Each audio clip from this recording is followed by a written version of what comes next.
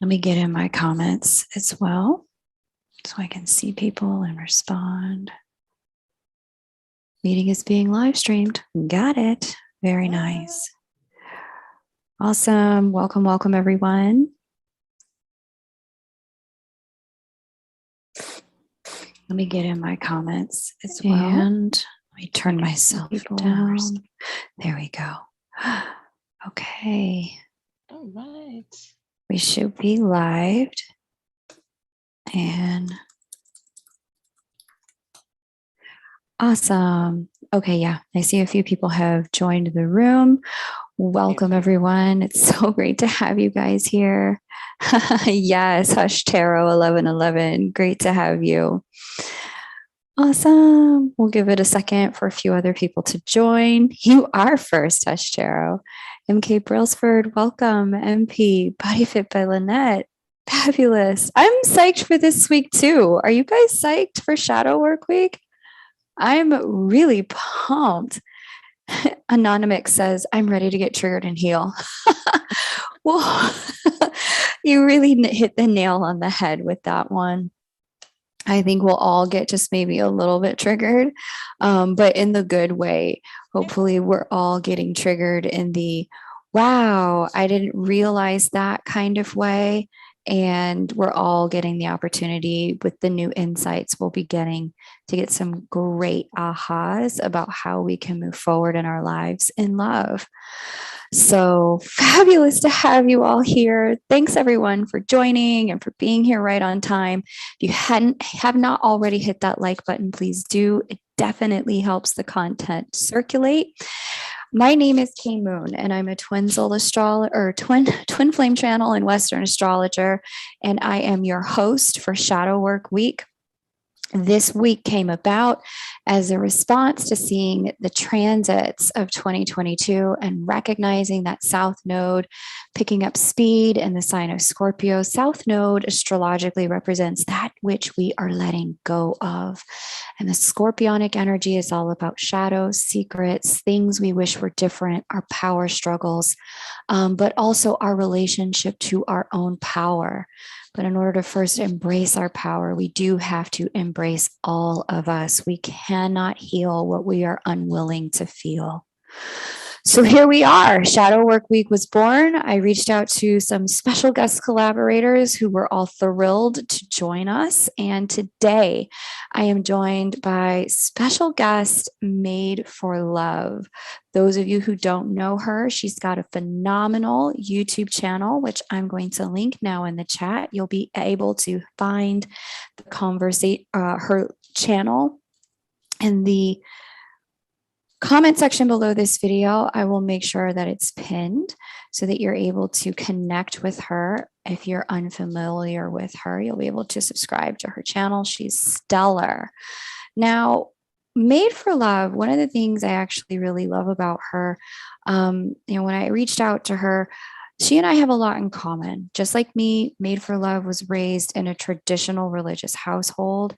She did not challenge, and she held on to those conventional beliefs well into her adult life. I know a lot of you can probably relate to this until she met her twin flame.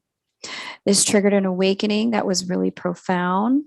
Ultimately, it prompted her to leave her job. She was super successful in her chosen career path as a diplomat, which I'm sure many of you can relate to, having been very successful in the third dimension, checked off all the good kid third dimensional boxes, only to get hit by the twin flame Mack truck and your life change directions. Since then, she's become an intuitive on YouTube in 2019, and she's delved into the rabbit hole of spirituality. She has gone on to master other various facets of light work as well. Now, some of you you're familiar with the fact that she not only does Reiki, and she, in addition to that, she does spirit release therapy. Some of you have attended her SRT training, which is excellent, by the way. I highly recommend it. And she's found her way to successfully align her path in the third dimension with her purpose in the realm of the fifth dimension. She's currently a final year PhD student, and her studies explore leveraging telemental health interventions to increase access to mental health care. So for anyone who clearly has been stuck at home because of the pandemic and felt the impact of isolation, Maid4luv will be expanding her ability to be able to serve, and the necessity of this at such a critical turning point in our human history due to the pandemic. Her insights on the twin flame journey are a combination of channeled information as well as the research from observation and documentation in cases of thousands of twin rings. And we're going to get into what the twin ring is if you're new to that concept. It is a way to understand what's going on in your connection spiritually. These reviews were conducted alongside fellow researcher and light worker Charlotte from Happy Twins 1111.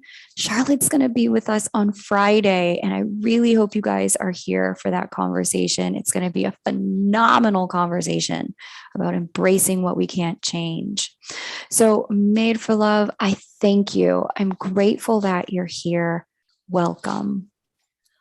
K-Moon, I'm just honored to be here, and I'm just so happy that you asked me to do this, because the messages that have been coming up is about the integration of the shadow self. And for those that identify with the DF polarity, we have been triggered to do a lot of inner healing of the divine masculine. I mean, I think just before we started the interview, we were talking about that there was definitely this tangible shift that happened around December time, and we kind of entered into this void period where we were triggered with all these heavy shadows that we had no idea that we had. That's been mirrored to us by those around us, and it's just been such dense and heavy energies, and I just felt absolutely discombobulated by it. So this shadow week, it's just been well timed, and I'm definitely honored to be part of it. Awesome. Thank you so much. So let's kick it off. I've noticed that you have created a specialty in the way that you work and helping people who are really working the third party niche. So before we get into the whole thing, let's just kind of help us understand. A lot of times, people will be trying to understand their twin flame connection. They may go see a reader, and the reader will say, there's a third party here. There's a third energy here. What is that? What does that represent? What does it mean? Break down that for us. That third party energy could be just about anything, K-Moon. It doesn't mean a romantic, intimate partner. It can mean a work colleague. It can be an interfering parent. It could be a neighbor. Whatever it is that is in your 3D reality that's mirroring back to you yourself, that is helping you heal on this journey, is a third party. So I know a lot of people may have come on the live tonight to hear about um, Kamisha, whatever you want to call them or her, or whoever we're dealing with, or whoever your DM is dealing with, or maybe you yourself have a karmic in your life. But the third party is a little bit more expansive than that.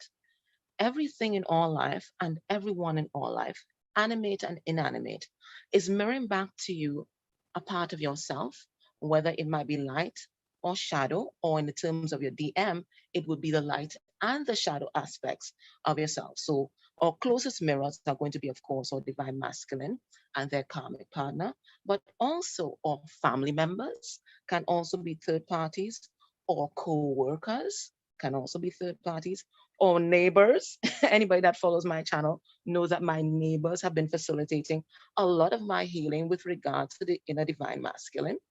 Sometimes, not sometimes, or pets. Or pets. I don't know if some of you guys used to watch I think what's Caesar Milan, Dog Whisperer. He used to trigger me too, but I mean, just looking at the interaction with him and the animals. So people would come to him, they have all these issues with their dog, whatever it is. And the minute the energy changes and they're in his hands, you can see the animal change. And that's because pets are very psychic and they're just mirroring back to you yourself.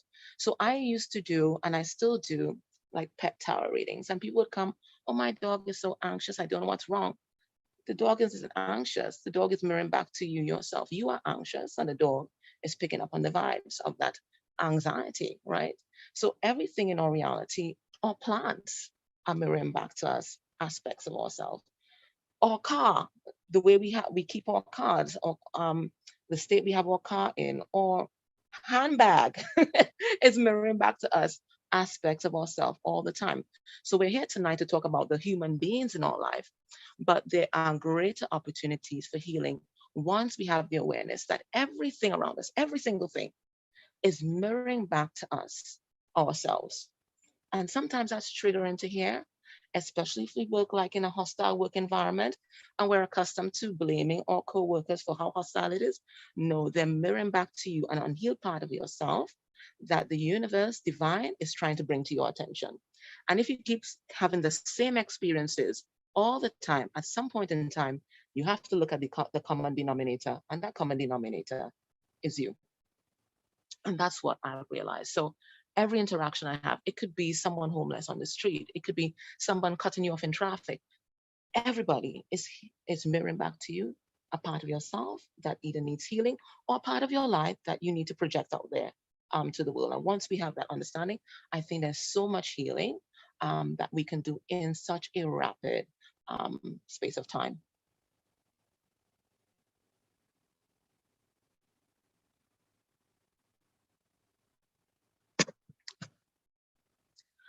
And the author, Jeffrey Green, he has a book called Pluto, Volume 2, The Soul's Evolution Through Relationships. And he talks about that.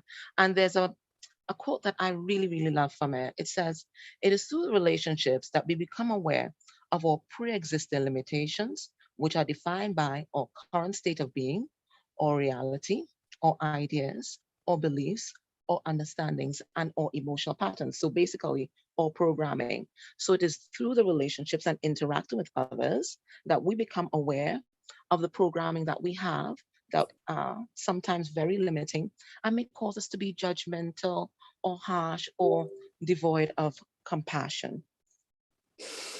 Wow. So I love the way that quote kicks off, and you gave us such a beautifully expanded definition of quote third party.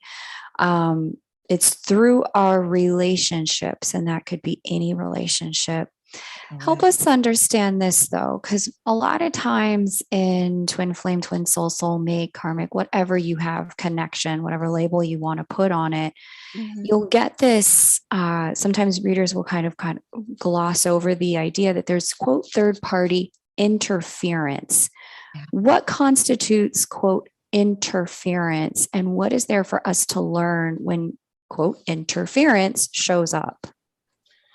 Well, interference can manifest itself in many ways. It can manifest itself energetically, and there's certainly persons working in a 3D to create physical blockages. Okay. But even then, when we talk about third party interference, again, even when we examine and look at that so called third party interference, it's rarely a lesson for our soul evolution and hearing. Okay, for example, um, one of the ways that third parties, I guess we're delving into the romantic relationships now, or it could be, okay, even parents and family members. One of the ways that third parties like to interfere is through the energetic realm. And through this void period that we just went through, a lot of us were kind of hit with that. Okay, but what is energetic interference when we talk about black magic and hexes and all of that? At the root of it is really manipulation and control, and the usurping of someone's free will. So if we look at that and then we say, okay, this is trying to teach me something, when we turn the lens back on ourselves, even through that experience, we can learn. So this person, they're being manipulative, they're being controlling. How in my life have I been manipulative and I have been controlling? Maybe I've also misused my spiritual gifts because there are DFs that do that. Maybe I can play the victim and try to manipulate people. Maybe I'm a control freak and I've been trying to dictate the pace of my relationship and how it should look like. So even with third party interference, quote unquote, all of it, all of it is lessons meant for our healing and our evolution. All of it. So people like say interference because it's an outward projection, but rarely they're just here teaching us lessons. And I think that's a very important thing to remember. these third parties, they are also fam. This is just the role that they have decided to play in this particular incarnation, in this particular lifetime. And they're here for all healing, and we are here for their healing. And once we look at it that way, from that higher perspective, then we'll always get value out of these so-called third-party interferences. So even with the interference, especially the energetic interference, it might be teaching you to ramp up your protection and really step into that divine feminine energy. Okay, develop your spiritual gifts. It forced me to step into my power, learn SRT. So whatever was supposed to be for my detriment, I changed it, and it really helped me expand and grow. So once we keep looking for the lesson in whatever is happening, it's not really an interference. It's really a lesson, a prompt, and a gift. That's how I Mm. see it. How do you see it, K-Moon? Oh, wow. Thank you for asking. That is a wonderful explanation. A couple of things that I'll just echo and validate there. You know, the concept of quote interference is this concept of like static or friction or pushback or resistance. And to what you said, you know, that cliched saying actually really applies here. What we resist persists, right? And so, you know, we're asking ourselves, like, well, where have I been controlling, or where have I been manipulative, or where have I been the opposite of that? Where have I been self-abandoning? Where have I been ignoring my own needs? Where have I been choosing to make myself invisible? Definitely. Those kinds of mirrors can show up in the triangle to help us better understand our growth. The other thing about it that I would say is that resistance piece, sometimes, you know, when I looked at, you know, the way triangles have worked inside of my connection with my own counterpart, whether it was, you know, friends or family or just classic kind of other people romantically trying to insert themselves on my side, their side, right? One of the things that I've noticed is that there have been moments where I've realized in hindsight, I didn't know it in the moment. My guides told me in the moment, but I didn't believe it until I heard it. That some of the third party energies were providing lessons to my counterpart or to myself that we could not provide to each other. And so when I really got that it was like, wow, yeah, I'm never going to be that person that teaches my counterpart that, you know, standing up for self is critical, because I'm just never going to try to control in that way. But if that's the way they need to learn it, you know, God bless the soul who has chosen to stand in the gap for me. God bless you. Thank you. And the thing is, this so-called interference or pushback on or static usually has, and I think it's meant to have the opposite effect. Those kind of static periods, tower moments created by the third party, just revolutionize the journey. And I think this is where I can share my screen and show you guys, because this is something that I document. So when people ask me for a twin check, so I'm just going to share my screen, K-Moon. Go for it. When people ask me for a twin check, okay, is this the first one? Okay. I usually give them a diagram, and this diagram is what we call a twin ring. And what is a twin ring? Hang on 1 second. What is a twin check? Who can ask for it? What is that? Anyone can ask for a twin check. And basically what we're looking at is the etheric representation of your connection in this particular lifetime. Okay. This is a basic. There are lots of things going on. There are more things going on. And Charlotte and I are working on a book to get that information out there. But this is the basic what I give people. So I tune into your connection. And if you've met your twin, this is going to be on like a Christmas tree. They're going to be, you've met your twin. The first thing that comes on is your root chakra. Okay. And that's why we can confirm this with the quantum healing machine. because I think the question that Ella asks is the root chakra connected, right? So the minute you meet your twin, your root chakra connects.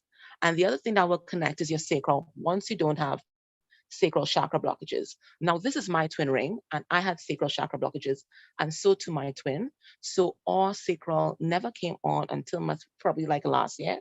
And I had to do healing on it and an SRT on the chakras themselves, the sacral chakras themselves, for that light to come on. But that's beside the point.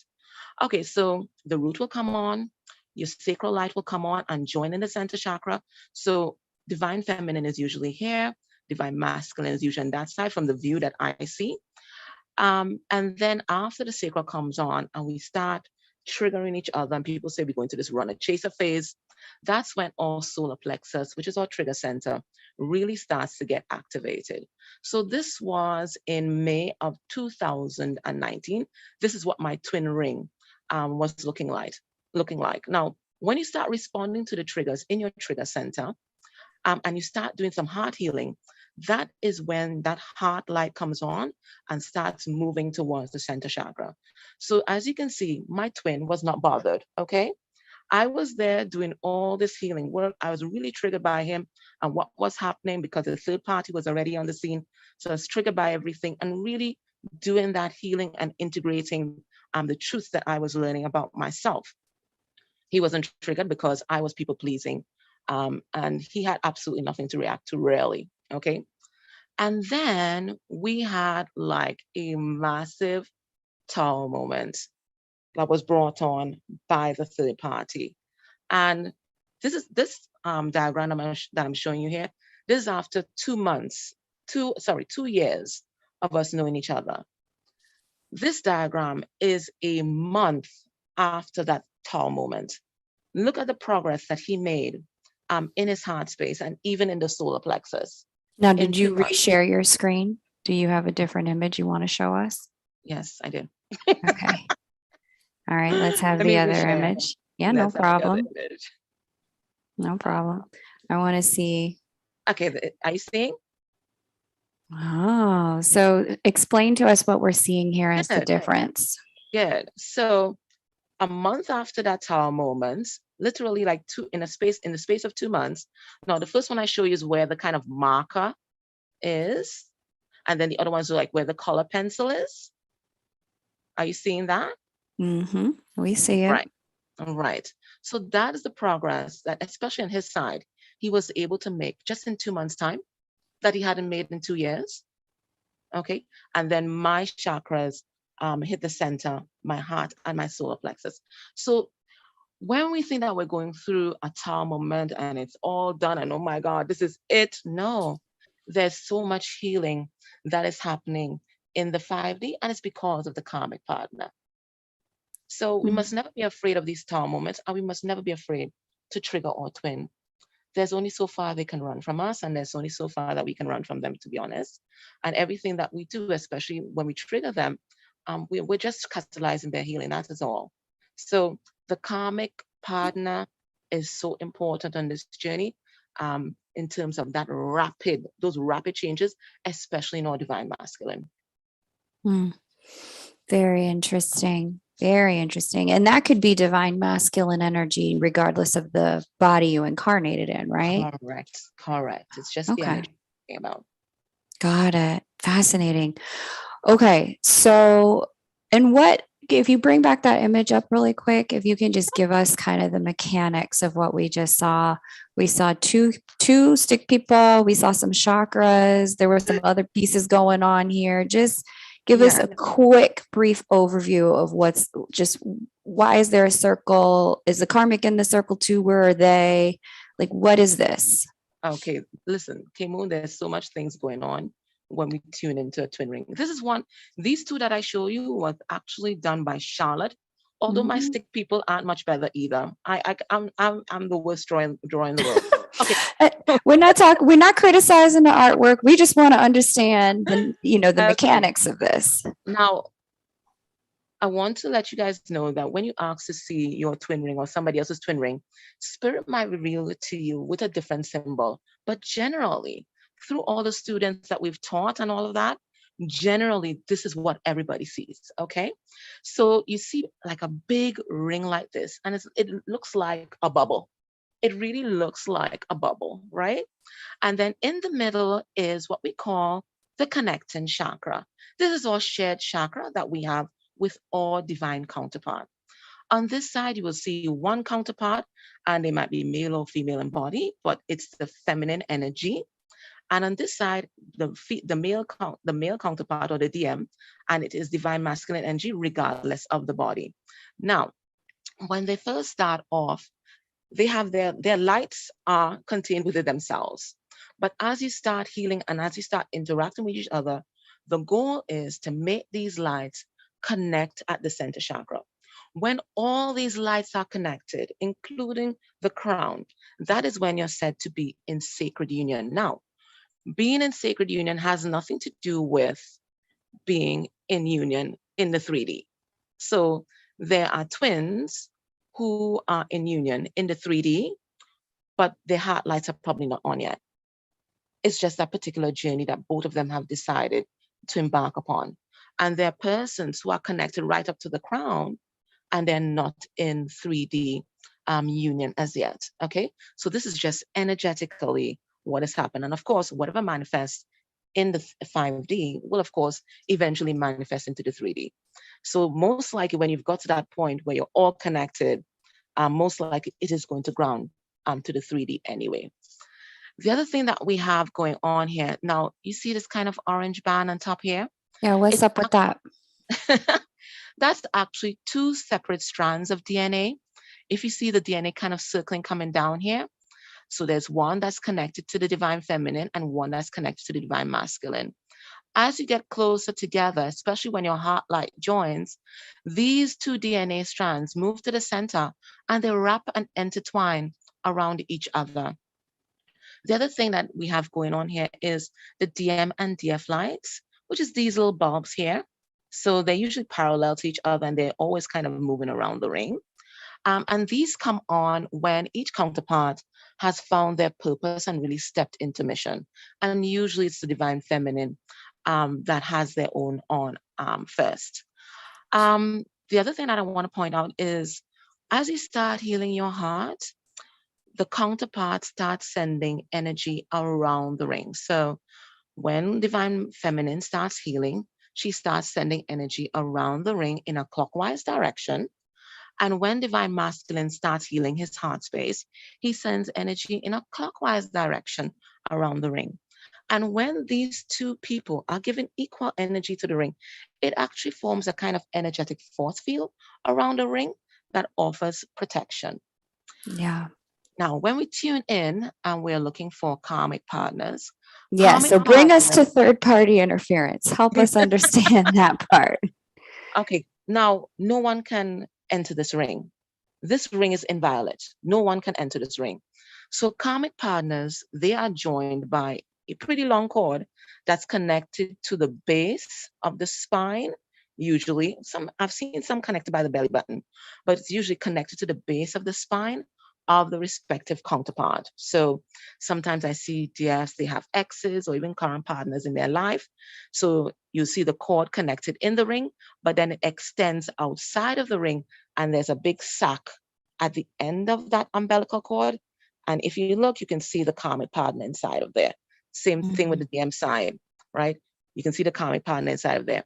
Now, when DM is releasing that karmic connection, you would see DM or DF, you would see that cord starting to disintegrate and really just kind of basically getting like crushed up. It will start to rot, turn black, and then you just see kind of disintegrating.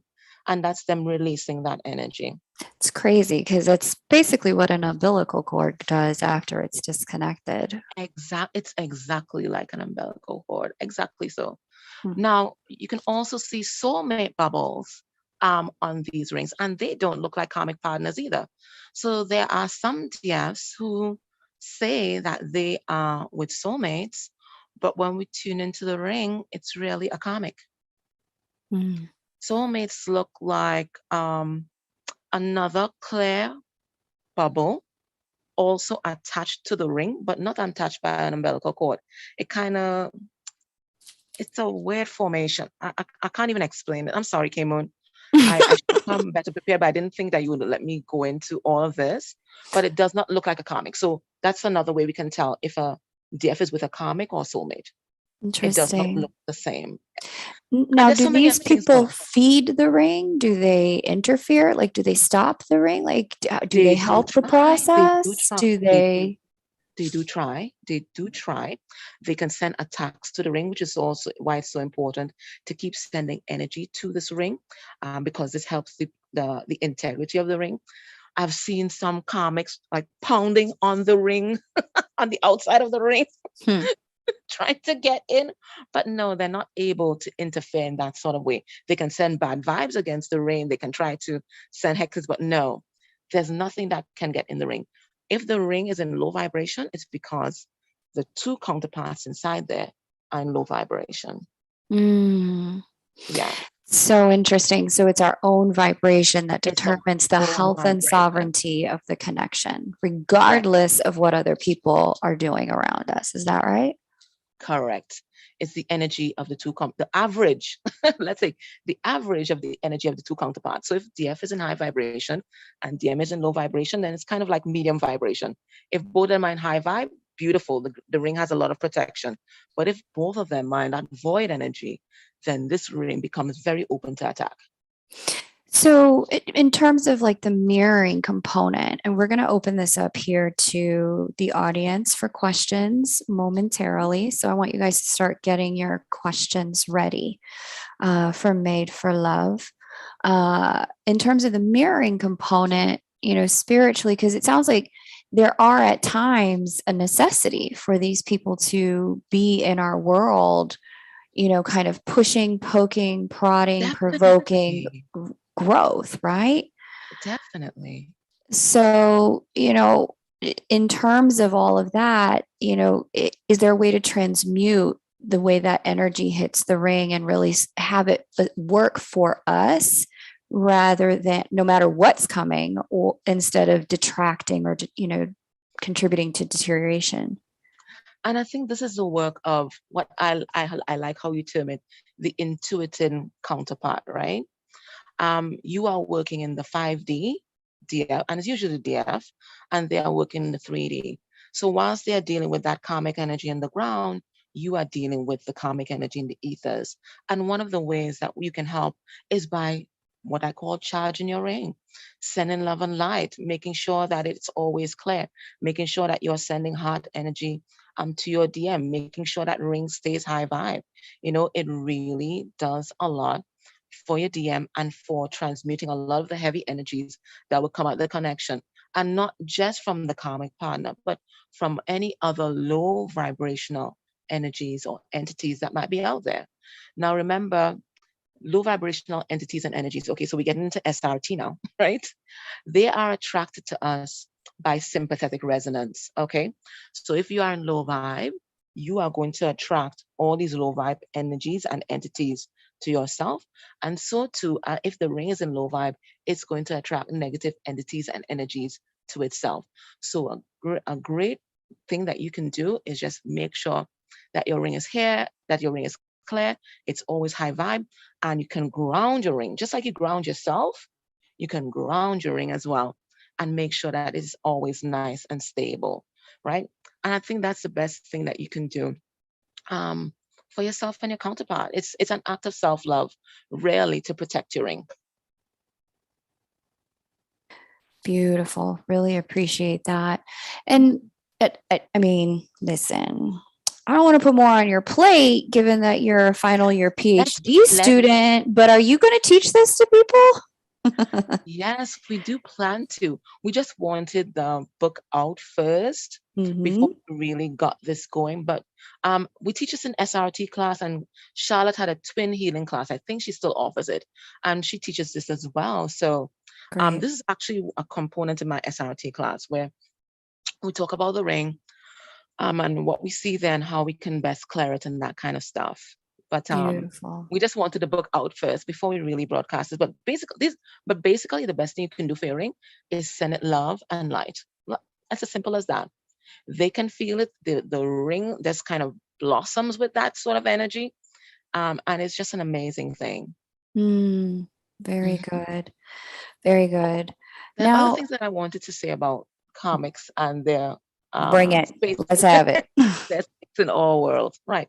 So besides revolutionizing or healing, and besides being one of our closest mirrors, they really are. And it's really hard sometimes for us to hear that, but they really are.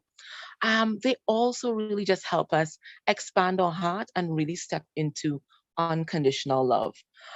Because if you can love your karmic and send them love and light, even though they may be throwing you all kinds of hexes and spells and bad vibes and all of that, then you know that you really have that compassion, and you've really activated that higher heart chakra that talks about that oneness and that unity consciousness.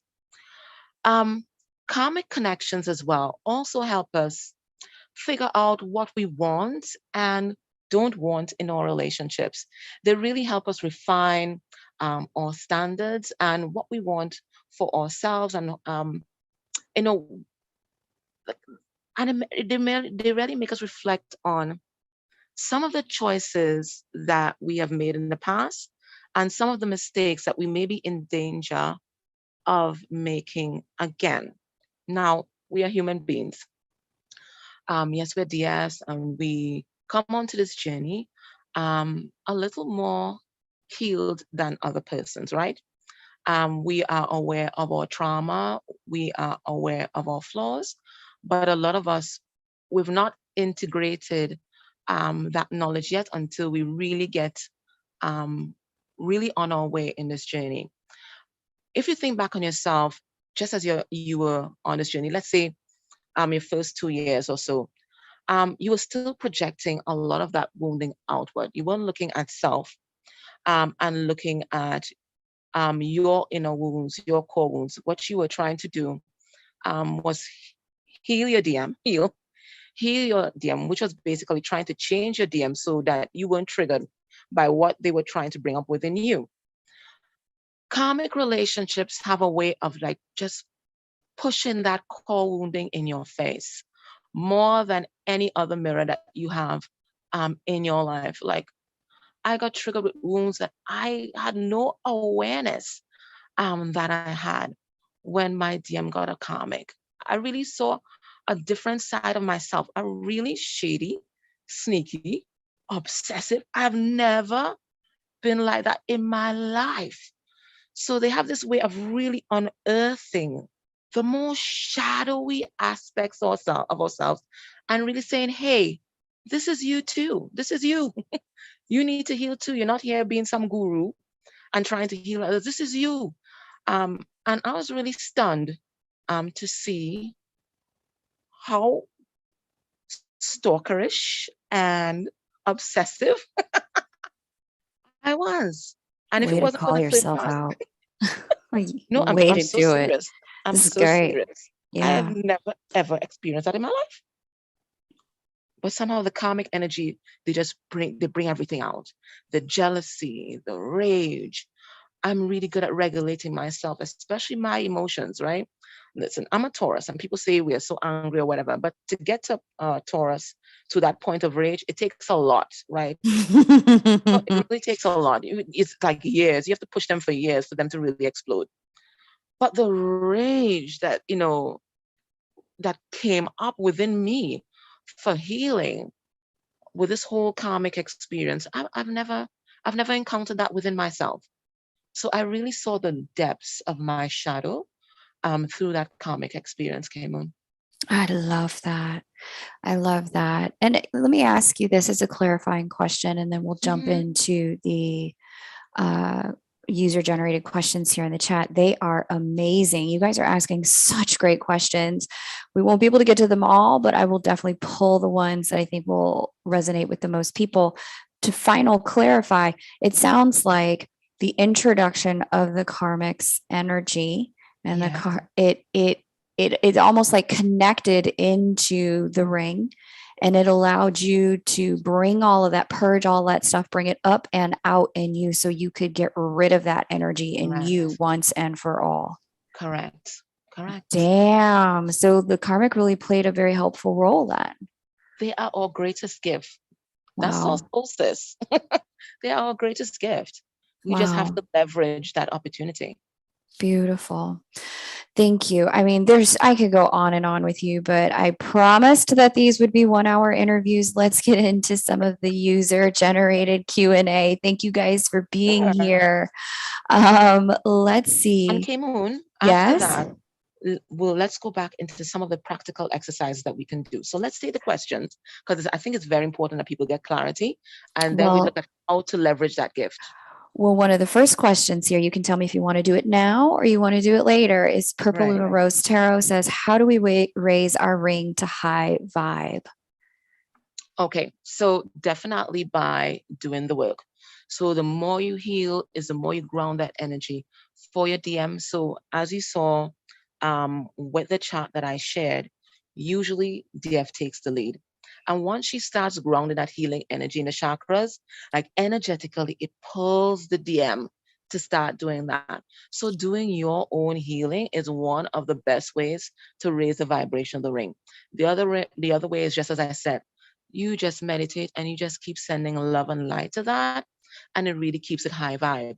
Now, there may be times, especially if you and your twin are going through a void period, you may need to get some SRT, or you may need to learn SRT yourself to help you clear that ring.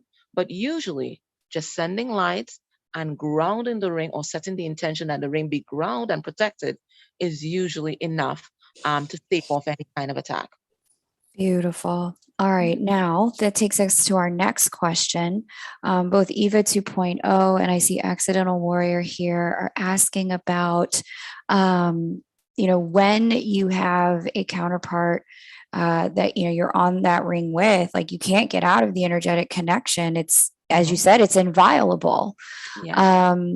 But what if they're doing drugs? What if they're doing alcohol? What if they're doing other things that, are low vibrational and open the energy up to exposure and vulnerability? How do you still protect yourself? Beautiful question. And one of the first lessons that we learn on this journey is boundaries. And boundaries aren't just the 3D boundaries, but boundaries are also 5D boundaries. Okay. And whatever we establish in the 5D will also ground to the 3D. So the first thing you do is protect yourself energetically. Your twin, if you have the money, you make sure that they are cleared regularly, because once they're doing drugs or they're doing a bit too much alcohol, what it does, it undermines the integrity of their aura, and they draw a lot of negative entities and energies to themselves. Okay, so if you have the money, get your twin cleared. It's not codependent on anything. It's an act of self-love, because you're protecting yourself. If you don't have the money, you can try to clear them yourself. You do your own grounding and healing meditation, and then you set the intention that any negative energy attached to them, let it be cleared, and let the light take care of it. You can ask Archangel Michael, whoever is your connection to the light, to clear that person for you. When they have been cleared, surround them in a golden bubble, and then surround yourself in a golden bubble. So you set those 5D energetic boundaries. In the 3D now, boundaries are an important part of self-love. So if you know your twin is doing these low vibrational things, and it can attract a lot of negative experiences to yourself, including abuse, and fear and for your life, them being violent and that kind of thing, then sometimes that boundary needs to be a barrier, and you may need to cut physical ties with your twin, because you don't need a metaphysical world to do this work. Okay. In fact, it might be better if you kind of step back from the relationship, so that they can really focus on their wounding, or whatever is driving that particular codependency. Now, it also brings me to a point that I wanted to mention. Now, in the Twin Flame Collective, there's some kind of misnomer that people have been spreading out there, that your twin can never hurt you. Oh, yes, they can. Oh, They can hurt yeah. you physically, they can hurt you financially, they can hurt you emotionally. And we're talking about on purpose, because until they are awake and remember they are in that ego, they are in the shadow. And there's nothing the ego or the shadow won't do in order to protect itself. And that is why you have to protect yourself by having those healthy boundaries. Your twin can hurt you, just as we can hurt our twin intentionally by playing all kind of mind games and trying to manipulate them. We can hurt each other. We can't hurt each other. As long as we're in that ego energy, we can't hurt each other.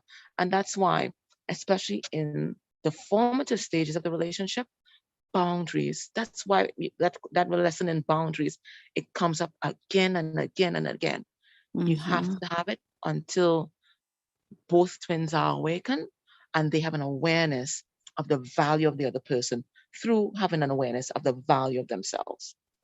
And you'll learn it through the light and the shadow, right? Like Definitely. having none, having all of them, and then figuring out what's the right set for you. I think the thing that I've most learned around the thing with boundaries is that you cannot take a pre-scripted set of boundaries that somebody else dictates to you Correct. about your connection and what it Yeah. should look like. You really have Yeah. to be paying attention to where is your heart at and what Yes. does your heart say is appropriate for you in your connection. Definitely. Let's see what are these other questions here. I love this. Is it true that the partner that triggers me most is going to be my twins? That's Yes. from Anonymous. Go Yeah. on. Yeah. Okay. Definitely so. Definitely so. Because whilst the people around you are mirroring to you aspects of yourself, your twin is mirroring the whole of you. And sometimes that's hard for you to swallow. They're mirroring all of your light and they are mirroring all of your shadow. And they intuitively know you. So, especially when they're in that ego and they're in that shadow self, they know your buttons and they don't realize yet that it's also their buttons, right? They know you intuitively. They know your soul. They know what's going to push that button and they do push it. Sometimes unconsciously and sometimes definitely deliberately. That's this is your Mm, twin. It's one soul in two bodies. They know you better than you know yourself. They see mm, your blind spots. They see your hurt, your pain. You think that they're not intuitive, but they are. It's what they're using the intuition for. Um, Initially, they might be using it to manipulate you, mm, um, and to mm-hmm, gaslight you, mm-hmm, right? But mm-hmm, they know you, just like you know mm. them, right? Own So of it. course, Yeah. they're going to be your biggest trigger, and Wow. you are theirs. You are theirs. Trust me, it doesn't look like it, but you are their biggest trigger. Mm. Okay? Well, that brings us to our next question. I love that there's such great questions going on. Crystal Angel asks, what, if anything, and can we trigger our twins awakening? Is that something we can control when they awaken or not, realize the connection or not? No, no, that's not something we can control because we can trigger all day, right? And we saw that there with the solar plexus chakra. We can trigger all day, but they have to decide to respond to the trigger and do the healing work. So people can get triggered and then they just project it onto you. Okay, so she's playing mind games with me. She wants to hurt me. She will eventually abandon me. Blah blah blah. They can keep doing that all day, but they have to decide at some point that, you know what, maybe it isn't her. Maybe it's me.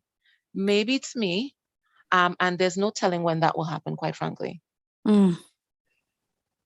it And depends there, on how deep in ego they are, and how much drama they're experiencing with the karmic partner and with the other people in their life that's wearing down their walls, the walls of the ego. mm. Yeah, we can't tell.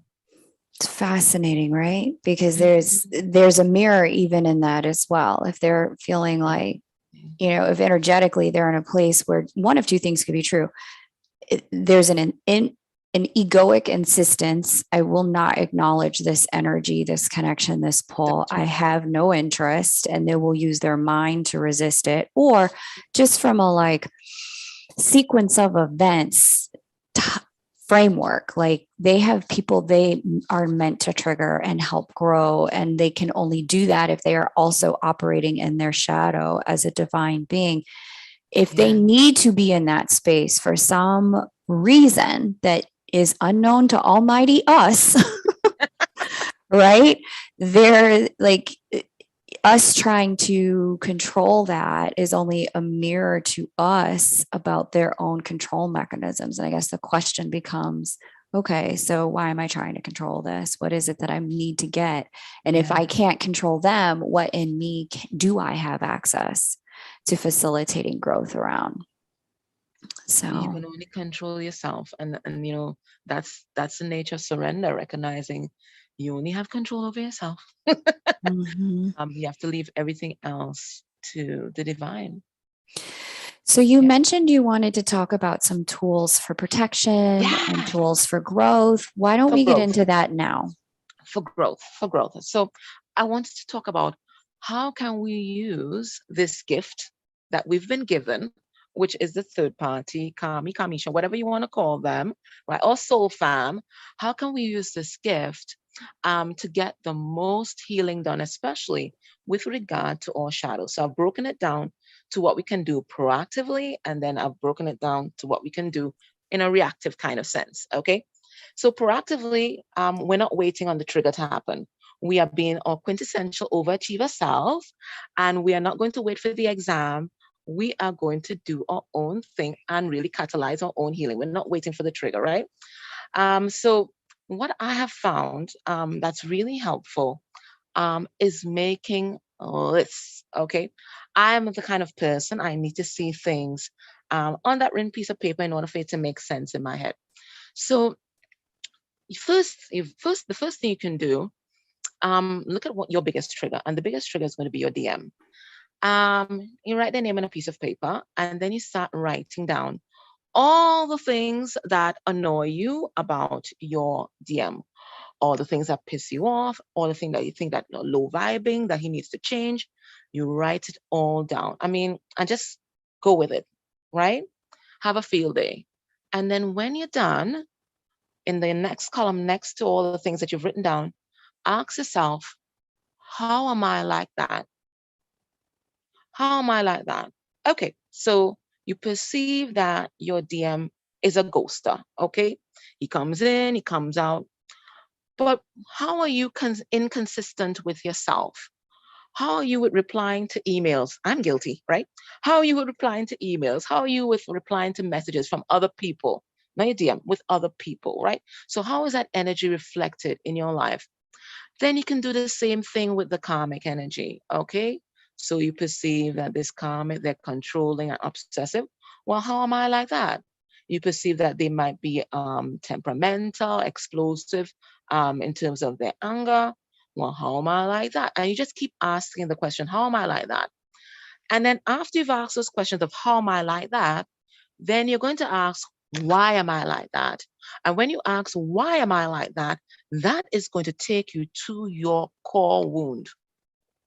Okay, so you perceive that the karmic is obsessive.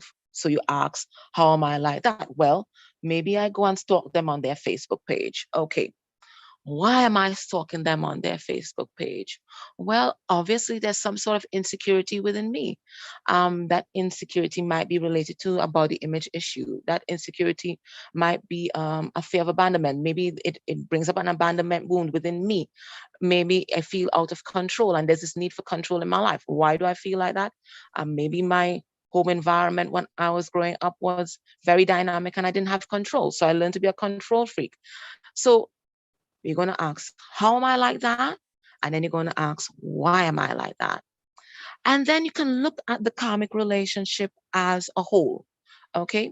And then you write down, okay, um, I look at this relationship and what are the patterns I see that I find are dysfunctional, or the patterns I see that I find are low vibing. Okay. Let me look at my past relationships or even the relationship I may have now with a DM or a karmic in my life. What are the recurring patterns? What are the recurring motifs that are emerging?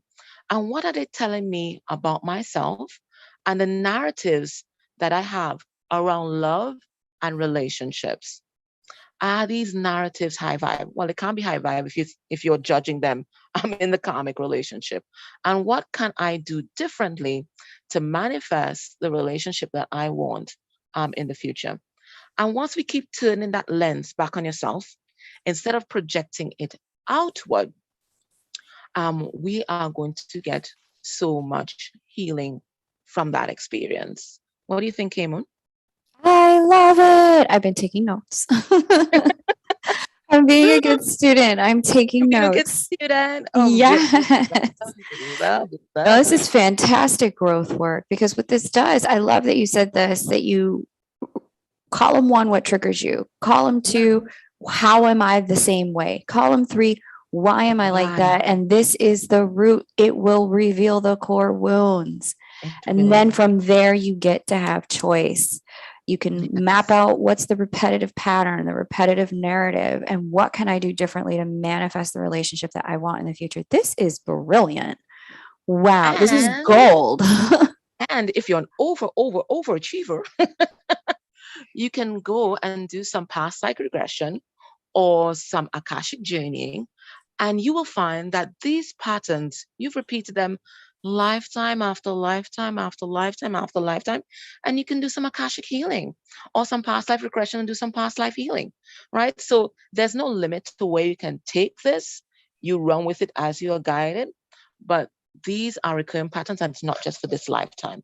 And the karmic partner is just trying to bring your awareness to that. And always keep in mind, always see the higher perspective. What is this trying to teach me? What is this trying to teach me? What is this trying to teach me?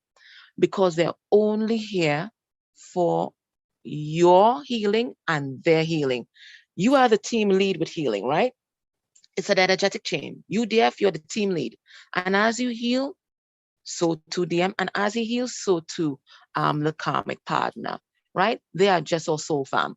If you do your Akashic journey or your past life regression, they have been either your brother, your sister, that's a karmic, your brother, your sister, your lover, your husband, your wife, in so many Parent. different parents. Exactly, exactly. In past lives, they're just playing a different role in this lifetime. So for, let's say, my karmic, she's my karmic. She's been my lover. She's been my husband. She's been my wife. But most of the time, she's been married to my DM. And again, it's always the same kind of setup: people cheating on each other, people not choosing love, people not being authentic. It's the same themes being repeated cycle after cycle after cycle. She was even my sister-in-law in one of it's just the same patterns over and over and over again. So you have to decide this is going to be that lifetime where you break that mold. Love it. This is just such rich information. I really love the way that you are like breaking this down, because ultimately what this does is we break these repetitive patterns Yes. behaviorally with new Yes. choices because we have new mindset. We break them energetically. Like people, like we want to pretend like somehow, some way I can just take the SRT spiritual shower and it will magically fix my connection. It won't. It You won't. actually have to be able to do both some energetic work and a lot of behavioral work and a lot managing your own neuroscience around this so that you Yes. can get to a new place in your behavior. New actions create new energies. It's like cleaning the apartment. If I want the apartment to be clean, I can't just meditate on it being clean. I actually need to get Simple. out my broom. I need to get out my mop, which woo, I'm remiss on, but I got to go there. And I got to do some work. You have to do the work. And that's why we're here on the 3D plane, to interact in the 3D with these people so that we can get that sort of healing, that we can evolve. And I'm glad that you're saying about what you said about, doing the work in terms of emotionally, because some of us might need assistance with that, professional assistance. And I know you know about my light worker directory. There are Let's lots talk of about it. well, we're only going to mention it because I want to go into the reactive tips, right? Okay. Um, the Lightworker Directory on my website has loads of clinical psychologists, counselors, trauma specialists who are also spiritual and also on this journey. So you don't have to feel like you have to compartmentalize yourself in order to seek emotional assistance, because some of the things that we encounter on this journey we can't tell ordinary counselors and psychologists. Okay, most likely, and it has happened to people, will probably get committed. But someone who's on the journey with us, You can feel free to express the whole of yourself and have a really holistic approach to your healing. So you guys can check that out. Love it. So Okay. let's go into what we can do reactively. So you've had a big trigger, okay? Maybe you were talking with your DM, or maybe the karmic called you. I don't know what happened. You've had a massive trigger. You saw something on social media, whatever it is, you are triggered. What can you do? Well, the first thing you can do, hit pause. Don't react yet. Don't Mm. react. That Because is it's, huge, because sometimes you feel so many emotions. You oh need to yes, let me just text them back and say this. Let me just go over to the house cuss and them do out. that. Right? Let me just, block them real quick. Oh yeah, oh I yeah. can't I'm the do this blocking anymore. specialist. Right? I am the blocking specialist. That's all I used to do. When you piss me off, I would ghost or I will block at the beginning. That was my go-to. No, hit pause and take a breath. Um, and then validate whatever you're feeling on whatever it is. Don't judge yourself on it. Okay. Validate whatever you're feeling, give it a name. You're feeling rage, you're feeling sad, whatever it is, let it out. Don't keep it inside your body, because that's when disease develops in the body. When we keep all these low vibrational emotions, or emotions that yeah, kind of low vibe, when we keep them inside. So don't keep them in your body. You scream, you cry. Well, not if you're right in front of the person, okay? This is if you're in the privacy of your home. You scream, you cry, you write the dirty letter. Mm-hmm. You go there, Don't you send let it. it out. Don't Don't send it, send it. but at least get it out of your own system. Get it out of your system. Don't keep it within your body. Okay. If it's a live interaction, let them know you need a timeout, just to reflect on what was said. And when you put down the phone, you scream and cry and you do everything that you need to do. Don't be afraid to say, I just need time to process what just happened. And then go into the objective viewer mode. Now, it may take a long time for you to be in that validate and let out the emotion phase, right? In fact, sometimes it may take months, right, for you to really come to a place where you're well regulated to address this issue. Now, the thing about that is, the longer you stay in those low vibing energies, is the more you're going to attract low vibing energies and entities to yourself. So if you're going to kind of linger, if you're like me and you kind of hold on, because I'm Capricorn moon, and you kind of hold on to things, you're going to do a little more grounding and protection stuff as usual, because you're going to be in that kind of state. When you're ready, you go into what I call the objective viewer, or the objective observer mode. And you ask yourself, why is this triggering for me? Is it a trigger, or is it a transgression of my boundaries? Because sometimes it's not just a trigger. Sometimes this person is being abusive. Okay. And that is something that you have to respond to, right? So sometimes it's a trigger for your healing. It's just something that's happening within yourself. The person didn't mean it, or maybe they did, and it triggered a core wound that they didn't intend to trigger, right? And sometimes the person is being abusive. You're also going to look at, what are the narratives I'm telling about myself about this trigger? Am I telling myself that I'm ugly? Am I telling myself that I'm unworthy? Am I telling myself that love can never happen to me? That people will always lie to me? All these Oof. different all these different narratives that are happening inside of us. We have to confront them and ask ourselves, are these narratives true? Oof. Are these narratives true? Okay. That is deep shadow work, because when you're in pain because of You ain't thinking. either right, because of a rejection or an interaction, you can go straight to I'm too I'm too turbulent, or I'm too fat, or I'm too skinny, or I'm too this, or there's something Yeah, wrong with me here, or you can really go there and you like can add go to there. your own pain. Yeah, you can. You really can. You really can punish yourself. And in the meantime, whilst you're there deep in your head, the person might have just, they just didn't think about anything. They just said something that kind of popped out. They didn't know that you had that wound there. They didn't think somebody would like you would have a wound like that. Mm. So that's also another reason why going back to the person and having a conversation is also important. So after you've done all that, it's usually nice to go back and have that conversation and get clarity on what the person meant, because sometimes it's just a slip of the tongue. Sometimes they were just having, they just said something. They didn't think someone like you, who is so amazing and wonderful, would have a particular insecurity. Mm. And sometimes it is abuse, right? We can just pile the abuse on with ourselves. Yes, yes. Sometimes the person is abusing us. So when we recognize what it is, then we go into action mode. So if it's a trigger and something that's happening inside of ourselves, okay, well, maybe we got to work on this a little bit more. Maybe we need some therapy to work on this core wound. Maybe we just need to do a meditation, get a little bit more grounded, and recognize that you just had a moment. Okay. Um, what can I do differently? How can I love myself a little bit more in this moment? And for some of us, we have to go and have that conversation with the person. Get clarity, number one.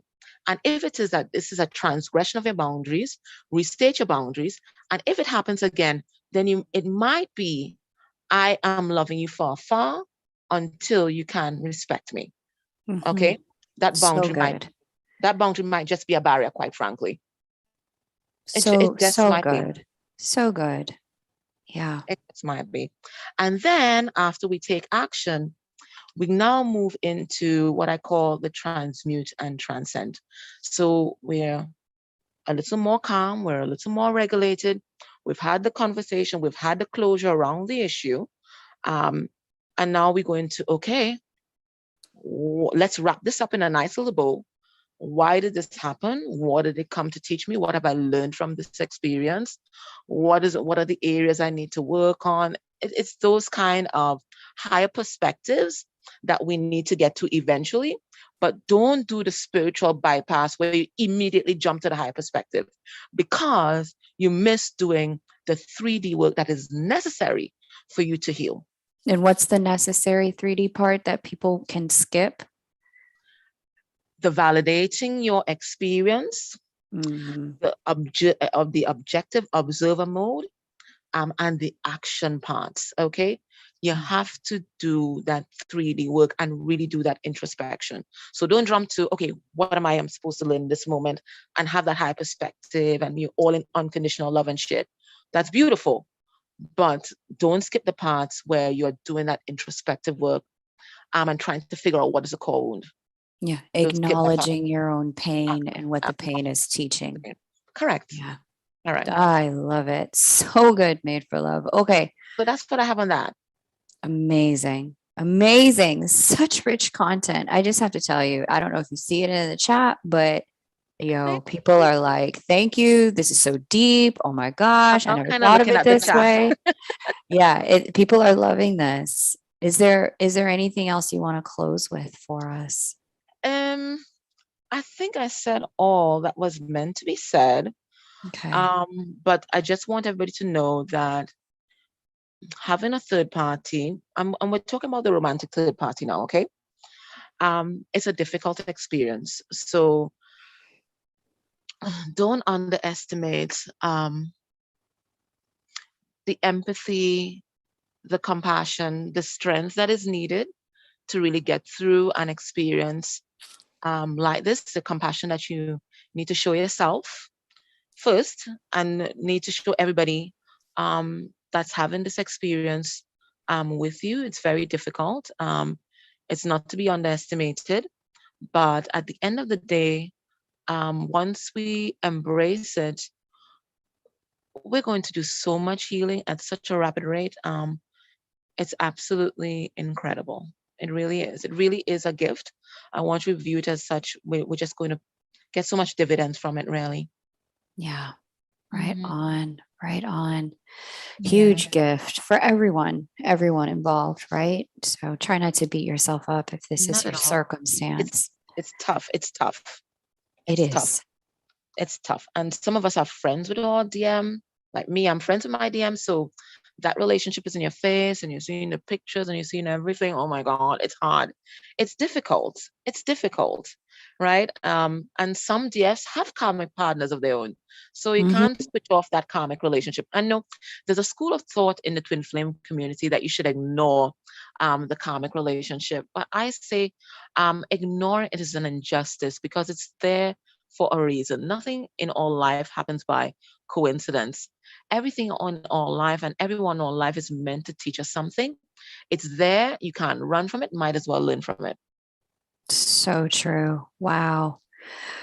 Rich content today. Thank you so much, Maid4luv. It's been a You're most pleasure to welcome. chat with you. You are such a gift. If you are looking to have contact with Maid4luv, you want to understand more about SRT or energetic protection for your connection, you want to get a twin connection check, you just want to check out our channel. Check out Maid4luv. I'm pasting it in the comment section now. And you can also find the link just below this video if you're catching the replay.